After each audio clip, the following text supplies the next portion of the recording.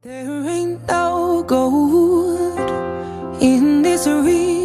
mes amours, j'espère que vous allez tous très bien. Je suis ravie de vous retrouver aujourd'hui pour une petite vidéo meal prep. Je vous l'avais promise la semaine dernière, dans le dernier petit point sur ma perte de poids. Donc aujourd'hui au programme, je vais faire des yaourts maison, bien sûr. Je vais enfin tester la machine que je vous avais présentée dans un weekly vlog en début d'année scolaire, donc genre septembre. Voilà, donc c'est le grand jour, la première utilisation. Je suis vraiment contente de enfin pouvoir passer le cap.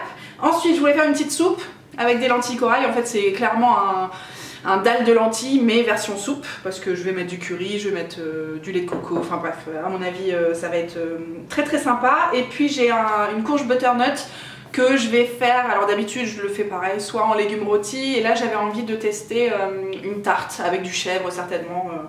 Voilà, écoutez, c'est le programme du jour. On va commencer par les yaourts. J'ai nettoyé ma machine, bien sûr pour sa première utilisation, j'ai stérilisé tout ça. Donc avec de l'eau bouillante, je sais que ça peut se faire au four, vous me direz comment vous faites vous, mais en l'occurrence là, moi j'ai simplement mis de l'eau bouillante. Donc tout est prêt. Au niveau des recettes, alors j'ai farfouillé internet, hein, évidemment. J'ai aussi utilisé le petit fascicule vendu avec la machine, puisque maman me dit toujours qu'il faut lire de A à Z les modes d'emploi. Donc là c'est fait, c'est chose faite, j'espère que tu es contente. Et je vais utiliser plusieurs choses, donc du lait entier, parce que apparemment ça joue sur la consistance du yaourt. Peut-être que prochainement j'utiliserai du lait, par exemple du lait de brebis, pourquoi pas un autre lait végétal, on verra. Vous me direz, encore une fois je suis preneuse de vos petites recettes si jamais vous avez plusieurs versions que vous validez déjà. Moi c'est une première, donc clairement on va tester ça ensemble. Et puis au niveau des ferments lactiques, j'utilise tout simplement un yaourt au lait entier, un yaourt nature. Ça peut se trouver en sachet, machin. Moi je me suis dit que voilà, j'allais faire simple. C'est quelque chose de toute façon qu'on mange aussi à la cuillère à la maison, c'est pas acheté pour rien. Donc voilà, je pense que c'est les deux ingrédients qui me suffisent aujourd'hui. Alors je vais essayer de faire des petites versions avec de la confiture au fond. Ça c'est une option, hein. On peut aussi rajouter du sucre en poudre tout simplement pour faire un petit yaourt sucré. Là je vais peut-être en faire des natures tout simples, et puis sur quelques-uns je vais mettre un peu de confiture au fond, histoire de tester ne serait-ce que plusieurs versions quand même dans cette première fournée. Tant que j'y pense, là dans les autres options que j'avais lues, on peut utiliser du coup à la place de ce yaourt là, on peut garder un yaourt de la fournée précédente. Donc je pense que c'est ce que je ferai à l'avenir pour optimiser le processus, et puis pour toujours continuer d'avoir des yaourts à la maison. Ça permet aussi de rien racheter et de vraiment faire des yaourts maison quoi. Là on sera à 100% sur un truc maison. Comme c'est un yaourt nature et pas un truc en poudre, il faut quand même que je fouette pas mal avec le lait avant, enfin que je fouette le yaourt avant introduction du lait petit à petit, mais je vais vous montrer ça dans un instant. À mon avis c'est vraiment pas compliqué. J'ai lu aussi qu'on pouvait rajouter du lait en poudre si on voulait un truc plus consistant. Moi je verrai clairement selon la première fournée si ça me convient, ou si c'est vrai que j'aime bien quand même les yaourts assez denses, donc on verra ça. Puis peut-être que je demanderai aussi l'avis à Loulou pour qu'on optimise les goûts de chacun, n'est-ce pas? Voilà, bon, qu'est-ce qu'on fait? On attaque? Je vous prends avec l'autre caméra. Parce qu'on est quand même sur un tournage de grande qualité, n'est-ce pas? Avec plusieurs plans, plusieurs objectifs. Au niveau des quantités, je vous l'ai pas dit, mais du coup 1 litre de lait entier et puis un pot de yaourt, ça suffit pour, je crois qu'il y a 7 pots dans cette machine. Voilà, donc c'est parti. Comme je vous dis, je bats bien le yaourt au fouet pour pas qu'il y ait de morceaux. Et puis ensuite, petit à petit, hop, je vais verser le lait et mélanger à chaque fois entre deux, tu vois. Donc je vous zappe cette étape, je pense que vous avez compris le principe, mais je vais verser tout le lait. Et puis après ce sera déjà prêt, hein. Bon, voilà le bazar. J'ai quand même réussi à en mettre partout. J'ai pourtant utilisé un entonnoir, mais ça n'a pas suffi. Ça mélange un peu la confiture, c'est pas hyper propre quoi. Peut-être que je m'améliorerai avec le temps. En tout cas très facile à mélanger au fouet. Vraiment ça m'a pris 2 secondes et demie. Peut-être que j'avais pas le yaourt le plus compliqué non plus pour faire ça. Mais voilà, c'est prêt. Donc je vais boucher fermer les yaourts avec le couvercle. Et puis après ça part dans cette machine que je vais brancher. Alors du coup là en toute transparence les enfants, je vais pas le faire maintenant parce qu'il faut le laisser tourner pendant 10 à 12 heures. Et que là il est 13h et des brouettes et j'ai pas envie de penser à ça ce soir. Je pense que je vais oublier. Donc je pense que je vais plutôt laisser tourner ça cette nuit. Donc je vais l'installer tout ça, et puis à 18h à peu près ou 19h je vais hop le mettre en marche. Il y a juste à appuyer sur le bouton comme ça tant que c'est branché, et ça va quoi, ça va cuire, ça va fermenter, je sais pas quel est le terme, toute la nuit. Et puis je penserai à l'éteindre demain matin. Il n'y a pas de minuteur si vous voulez. Donc voilà, obligé de calculer un petit peu quand on va le faire. Mais je vous mettrai bien sûr des images demain, une fois que les yaourts seront prêts. Deuxième recette les enfants, on va s'attaquer à la plus longue en termes de préparation. Enfin en tout cas celle qui a besoin du plus de temps de cuisson. Ça va passer au four, c'est donc la tarte au butternut. Je pense que je vais être toute seule à manger cette tarte là. Peut-être avec Emma, mais en tout cas Loulou, à partir du moment où je vais lui dire qu'il y a du chèvre dedans, je pense que ça va un peu le refroidir, même si la butternut, pourquoi pas. Mais je sais pas qui sont ces personnes qui n'aiment pas le chèvre, c'est quand même la base de l'alimentation d'après moi, mais admettons. Donc je vais faire ma pâte maison comme d'habitude. Je pense que ça fait vraiment plus d'un an ou deux que j'ai pas acheté une pâte toute faite. C'est vraiment une recette de pâte brisée express. Je sais plus si je l'ai trouvée sur Marmiton ou si c'est sur un blog ou genre Isadora Marisa. Enfin bref, c'est une recette que je fais et refais toutes les semaines depuis des lustres. Donc je vous la mettrai dans la barre d'infos. De toute façon, toutes les recettes que j'emprunte à d'autres personnes, je vous les mets dans la barre d'infos et dans l'article associé sur le blog. Donc la pâte brisée express, on a besoin de farine, comme je vous l'ai... Non, je vous l'ai pas dit. Mais je vais doubler les quantités de cette pâte parce que potentiellement qu'on va refaire une quiche au poireau cette semaine. On verra si moi je mange les deux ou si ce sera juste pour Loulou, mais je pense que voilà, j'ai envie de faire plusieurs recettes avec cette pâte. Donc de la farine, du sel, un petit peu d'eau et puis du beurre. En l'occurrence moi j'utilise de la margarine végétale et voilà, c'est tout quoi. C'est tout, donc j'utilise mon petit robot parce que ça va plus vite, mais en vrai à la main, le pétrissage, bah, ça se fait très bien aussi. C'est vraiment, je crois même qu'il y a des recettes où tu peux secouer comme ça ton tupperware. Écoutez, vous faites bien comme vous voulez, mais vraiment c'est très facile. Donc de ce côté là, j'ai mis le four à chauffer derrière moi à 210 degrés pour faire précuire la pâte après dans un premier temps. J'ai passé aussi le beurre un petit peu au micro-ondes, enfin la margarine un petit peu au micro-ondes pour le ramollir. Et là-dedans j'ai mis la farine, l'eau et le sel. J'ai installé mon petit crochet.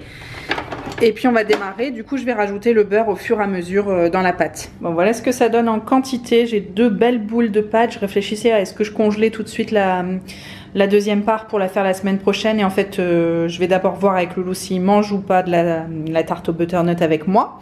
Voilà, comme ça vous savez tout. Mais sinon ça se conserve au frais ou bien au congélo sans aucun problème.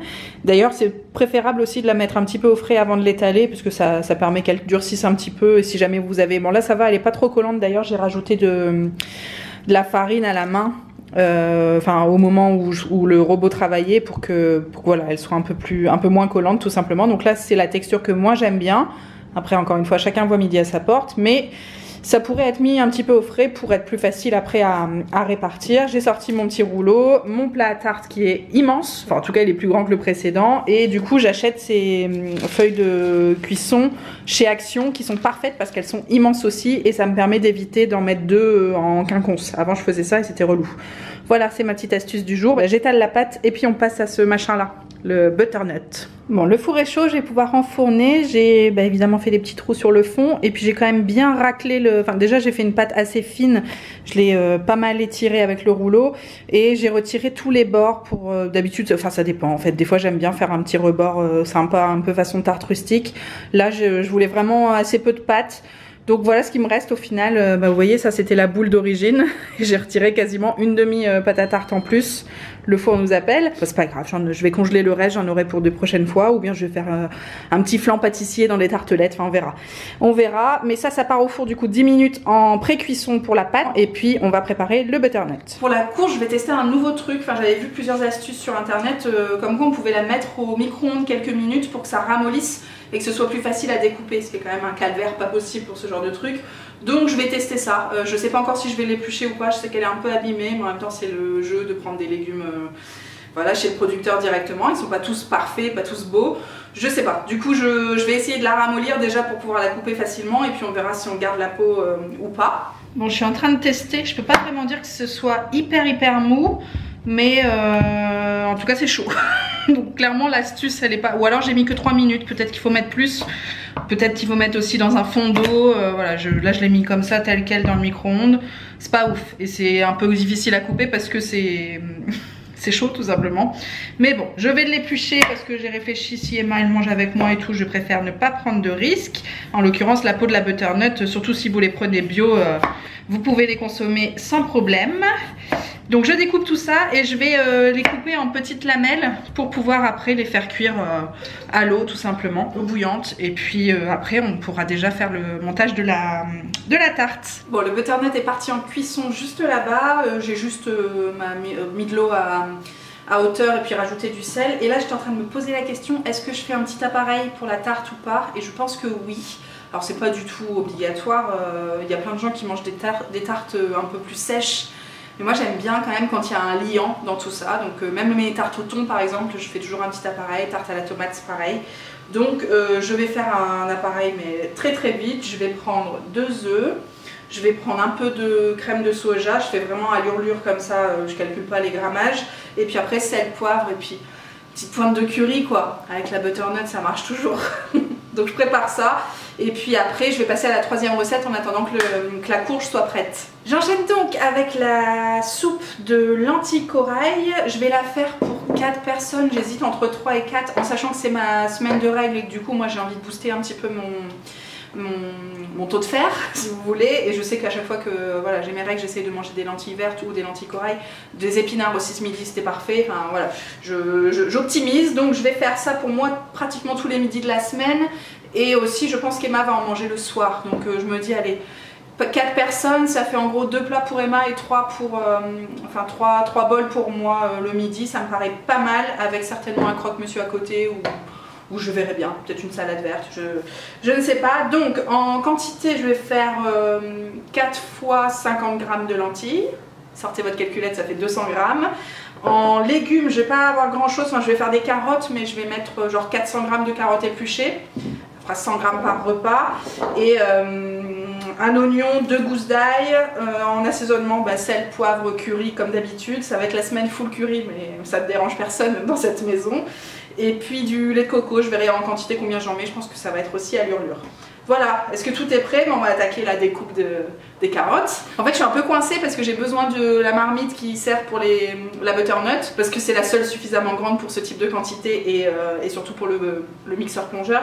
Donc je vais voir. Bon, je vous ai épargné la découpe de légumes, mais voilà, j'ai préparé l'ail, l'oignon et les carottes. Et en fait, il faut faire pré-cuire les carottes à part dans de l'eau salée. Donc je vais pouvoir utiliser cette casserole là qui est plutôt simple, mais elle est juste pas assez grande pour la totalité de ce que j'ai à mixer tout à l'heure.